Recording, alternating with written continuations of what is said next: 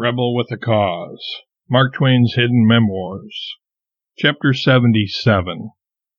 Loss of Jean and Rogers to the Undiscovered Country and Clara to the Old World. 1909. Main part. Jean was finally able to come home in the spring of 1909 and ably took over the management of the household. Shortly thereafter, in the middle of May, I went to New York to visit Rogers, but was met at the train by Clara. She had rushed there to inform me that Rogers had died that day. She didn't want me to get my first news of it from the press. I have had many good friends in my life. Some of my boyhood friends in Hannibal remained in my heart all my life. I even saw some of them again in recent decades. Others of my close friends I met on the river, such as Horace Bixby, or during my Nevada and California years, such as Calvin Higbee and the Gillis brothers, and Joe Goodman.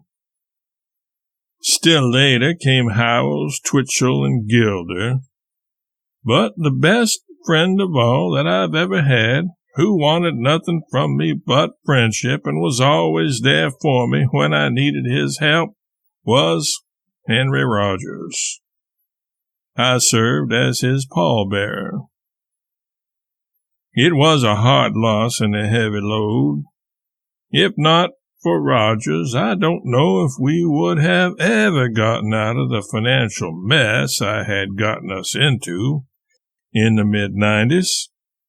Rogers took things in hand, worked out some legalities, negotiated payment plans, and saw to it that our money was channeled to the right parties at the right time so that we were finally able to come out all right. But more than that, Rogers was a friend and a boon companion. I miss him like a brother. I lost Clara in a sense, too, late in the year. She married Osip Gavrilovich on the 6th of October, and she and her husband left for Europe shortly thereafter, in early December. Yes, Clara is gone, and does not need me any longer, for she is well situated now. Jean was the only one I had left who needed me. Maybe not as much as I needed her. Probably not. Surely not. When Susie died, Livy was just as stricken as I was. The two had been practically inseparable all of Susie's life. Livy never got over it, and neither have I. For how could a parent overcome such a staggering blow?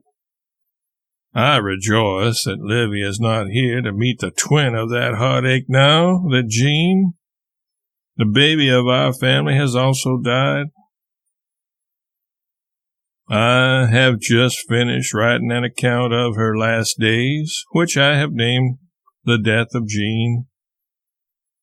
That is the last for me, other than these final lines tracing the turning points of my life that you are now reading. When I watched from my upstairs bedroom window here in Stormfield as the hearse drove away carrying its precious cargo to the family plot in Elmira, for I swore I would never watch another of my loved ones be lowered into the ground, I saw my life pass before me as if in vision. It was full of adventure, full of love, full of righteous indignation, and a fight for justice and the underdog, but it was, all in all, I admit now, a losing battle. Let your sympathies and your compassion be always with the underdog in the fight. This is magnanimity. But bet on the other one.